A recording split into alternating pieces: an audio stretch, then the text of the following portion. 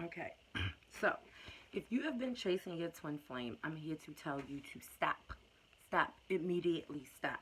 Chasing does not work. If you are getting readings, checking their page, or asking about them in any type of way, even if you have cut off contact, physical contact, but you're still in your mind energetically thinking about them, that's still chasing them. What happens is you are taking all your energy and pushing it outward.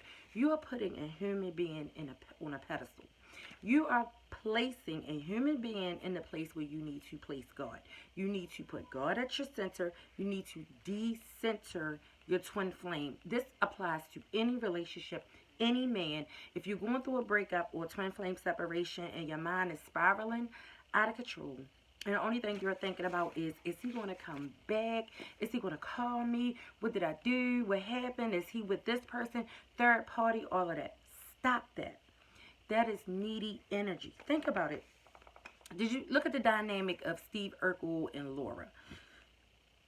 The more Steve chased Laura, the more Laura ran. But the minute he got with Myra and told Laura, I'm not doing this no more, Steve Urkel became attractive to Laura. So what I'm saying is you're not doing this from a place of I'm trying to get them back. You actually want to get to a place where you don't even care if they come back. You could care less if your twin flame was to call you. You could care less if your twin flame was to get married tomorrow. That is not your business. That is not your problem to deal with. That's someone else's. What you need to do as a divine feminine is act as such. Pull your energy back. And I know at first, the first few months of separation is going to be hard because a lot of us don't understand this journey. We don't understand what we're going through. We don't understand why we were chosen to go through this. A lot of us don't even realize that we are on a twin flame journey. That's where the readings come from, the psychics come from, and you start to reach out to different people to try to figure out what is going on with you and why this relationship is different from other relationships, because this relationship is two wounded people. It's not because this is the love of your life and you can't live without him. It's a man and a woman, woman and woman, man and man, however your dynamic is. Two wounded people with the same core wounds attract together like magnets. This hurt from separation hurts more than any other relationship because they literally match your energy to a T. They are from your exact soul makeup, your exact spiritual DNA. They carry the same wounds as you. Even though their wounds may look like avoidant, your wounds may look like an anxious attachment.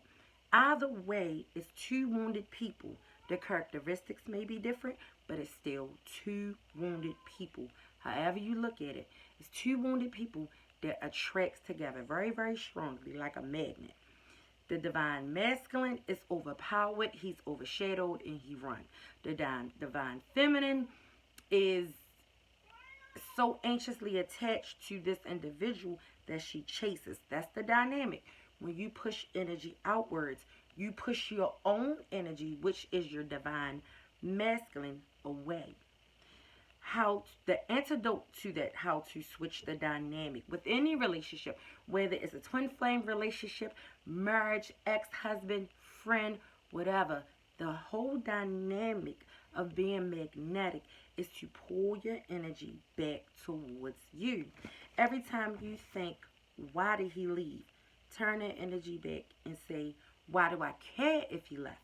Every time you think, why did he choose her over me? Turn that energy back and say, why do I care that he chose that person over me?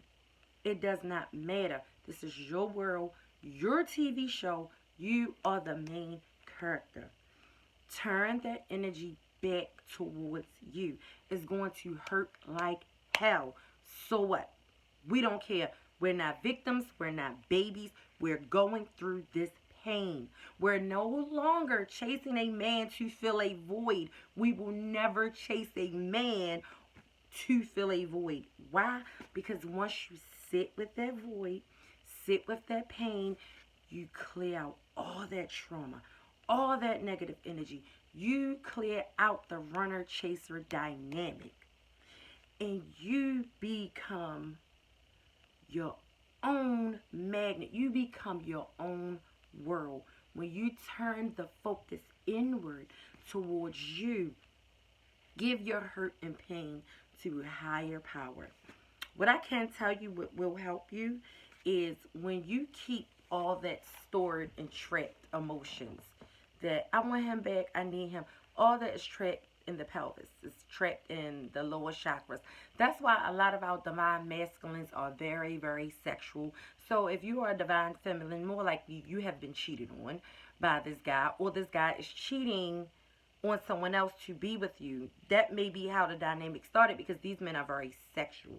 Because if you are a wounded woman, you're stuck in the lower three chakras. The man that you attract is stuck in the lower three chakras. That's the sexual chakra. Once you start to separate from your divine masculine and you start to get clear-headed, you can start to do your breath work, your movement, your exercises, your meditations, or whatever you have to do to heal. But movement is a main part of it. You move that trapped energy from your sacral chakra up to the third eye, the crown, the heart, the top three chakras. Once you do that, when you magnetize your twin flame back or another individual, yes, it's okay to date other guys on a twin flame journey.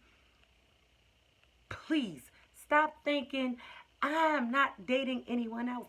That is the type of energy that run men away. I will date Tom, Dick, and Harry if I feel like it. I don't care what type of journey I'm on.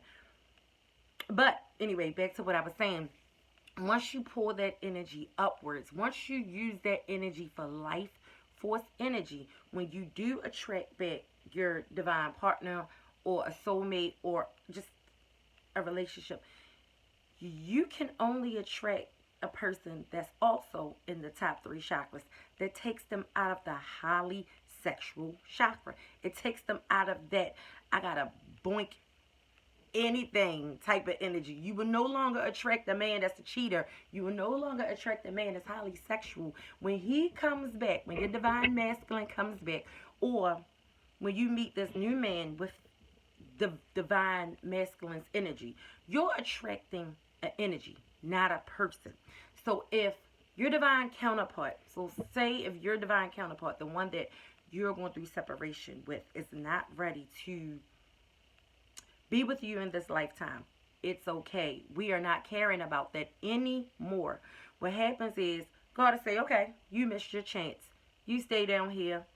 I'm going to put this soul in another body. And this will now become that person's soulmate or divine counterpart. Either way, you will make out. Either way, the divine feminine, the healed divine feminine makes out.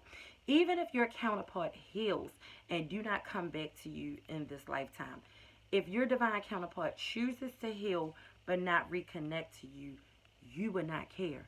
You will be so centered in yourself, your God-like energy. You will be so centered in the heart instead of the head that you would not care. That's the whole point of this journey, is to get to the you will not care stage, because it's coming. I don't care if right now you feel like you can't pick yourself up off the floor. I don't care if every single thing that you think about has this man's or woman's name written all over it. It's going to be a point in this journey. You cannot bypass this. It's going to come. It depends on you of how soon it comes or how long it takes, because you have to put in the work. You cannot go through a spiritual journey on the couch, and I've learned that.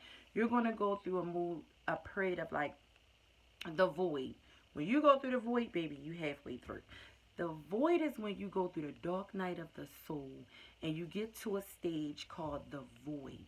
And the void is